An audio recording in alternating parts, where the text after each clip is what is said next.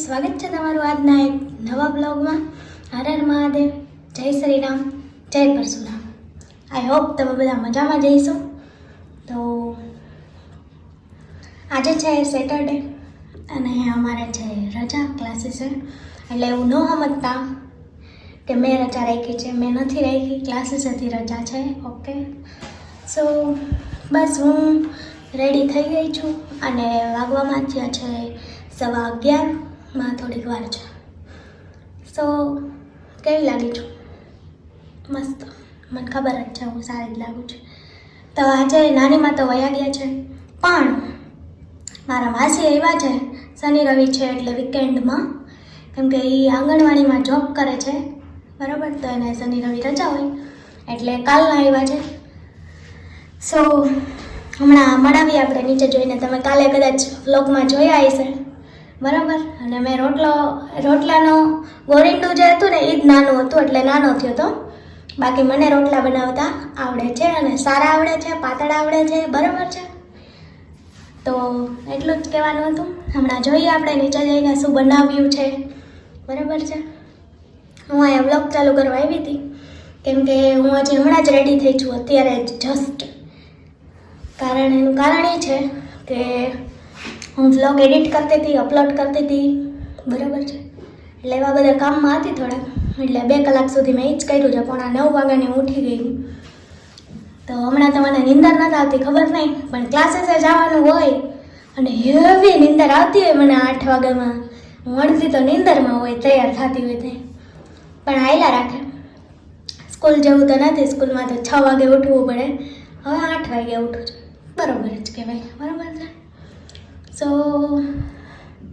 હું બોલતા ધરાતી નથી, બરાબર। તમારું કહેવાનું બધાનું એમ છે ને, હા તો હું મારો બગબગ આખોથી ચાલુ જ હોય। અમારા ઘરમાં હું ન હોય એટલે અમારું ઘર એટલું શાંત હોય કે એની કોઈ વાત જ ન પૂછો, અને જેવી હું આવી એટલે એવો કલબલાટ ચાલુ થઈ જાય, બરાબર છે। એટલે મારે થોડીક બોલવાની ટેવ વધારે છે, બોલવાની ટેવ વધારે એ તો ઠીક, પણ આછું કહી દેવાની ટેવ છે ને એ બહુ ખોટી છે। તો જે છે આ છે, બીજું એથી વિશેષ કાંઈ નથી। સો જોડાઈ રહ્યો આગળ શું થાય છે। આજે છે સેટરડે, મારો બહાર જવાનો કંઈ પ્લાન છે નહીં, બરાબર છે। આજે ઈચ્છા નથી કે બહાર જવાની, તોય જોઈએ આગળ શું થાય છે। કંઈક ને કંઈક કામ આવશે તો બહાર જવાનું થશે જ લગભગ, બરાબર છે। શું જોડાયા રહ્યો, બતાવું તમને નીચે જઈને મારી મમ્મીએ શું રસોઈ બનાવી છે।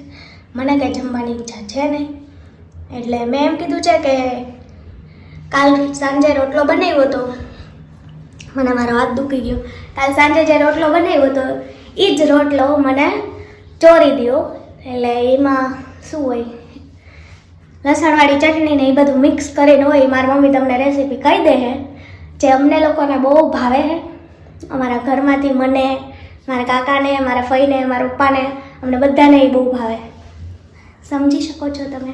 અહીંયા હું અરીસામાં દેખાવું ને એટલે હું જોઉં કેવું આવે છે, શું સમજાય, આમ કે બીજે કાંઈ નથી જોતી હું, મને જ જોઉં, મને બીજું કાંઈ જોતા નથી આવડતું। સો જોડાયા રહ્યો આગળ શું થાય છે જોઈએ છીએ। So bye bye, stay tune, Har Har Mahadev. So hello guys, અમે લોકોએ જમી લીધું છે, પણ મારા મમ્મી ને પપ્પા નથી, એ લોકો થોડા કામથી બહાર ગયા છે, તો એ બેને જમવાનું બાકી છે, અને બાકીનું અમે બધાએ જમી લીધું ને એનું અહીંયા પડ્યું છે।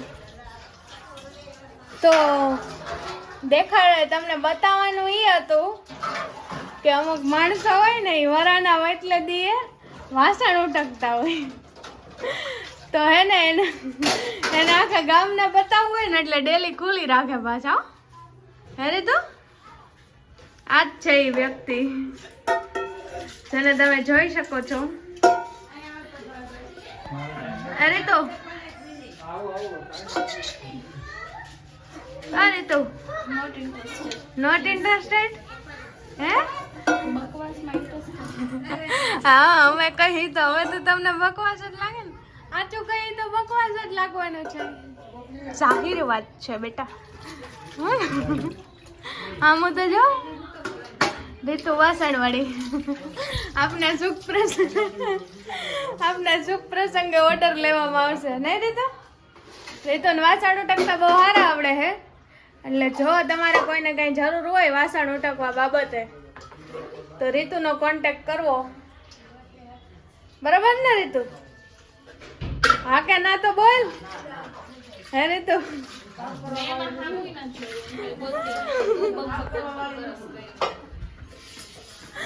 એ તો હવે પછી સાચું કઈ પછી તો શું થાય, મરચા જ લાગવાના હે, સમજાઈ ગયું? કેટલા દી વાસણ ઉટકાઈ તો કે લે હું કઈ કરતી જ નથી એટલે હું ગણું. હવે કઈ હવે બોલ તું બીજું, એમ ન થાય, બોલ બોલ.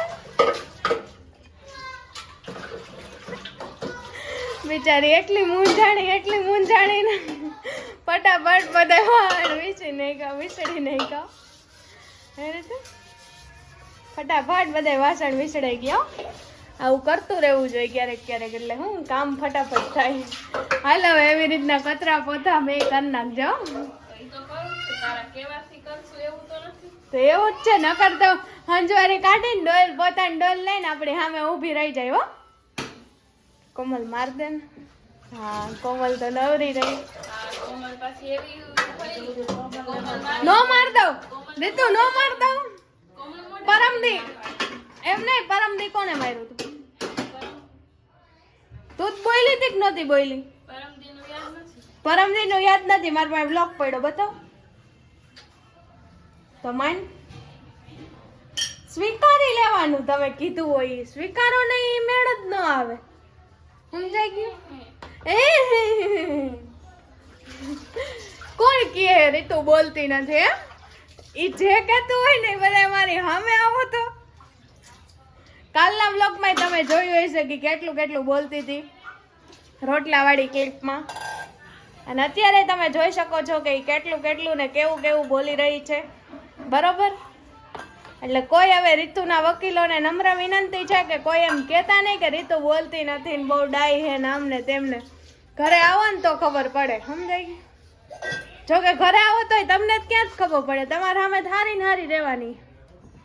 કાંઈ વાંધો નહીં ભાઈ, હવે જેવું છે એવું છે. અને અમારા માસી બેઠા હે. સારું હાલો તો મળીએ પછી. રીતુના વાસણ ઉટકાઈ ગયા હે, બિચારી ઘણી બધી રોસ્ટ થઈ ગઈ છે, પણ એ રોસ્ટિંગમાં હાથ એનો જ છે. હું ડેલી બંધ કરતી હતી, મેં કીધું ડેલી હવે બંધ કરી દઉં, તડકો આવશે. ના ના એ કે ખોલી નાખ ને, દીકરી મારી નાખા ગામને બતાવવું હોય ને કે નહીં રીતુ વાસણ ઉટકે હે.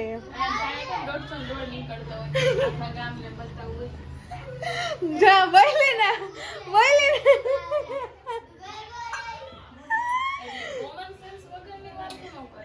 દોઢસો રોડ નથી નીકળતો, પણ આપડી શેરીનો રોડ તો નીકળે ને. શેરીમાંથી 2-3 જણા હાલીને ગયા, કોકને શું થાય?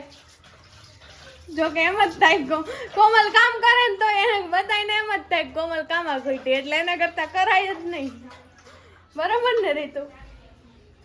હવે બંધ કરતા, હવે તો વાસણ ઉટકાઈ ગયા હતા.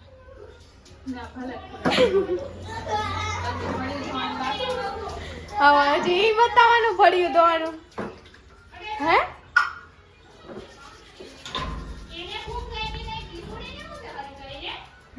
હાલો તો મળીએ પછી, બાય બાય. આ ગ્રાઉન્ડ ફ્લોર જ છે, દેખાતું નથી. હું તો એમ જ જઈશ. લે બોલો.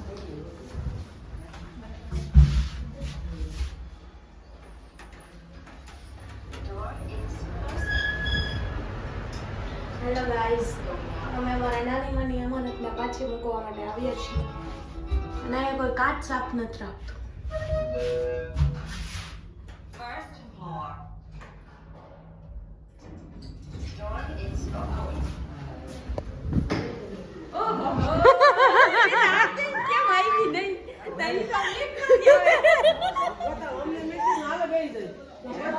તમારી અમાનત ને અમે પાછી મૂકી જાય તો એવી ને એવી જ મૂકી જાય ને, એમાં કઈ સુધારો વધારો તો કેમ કરવો?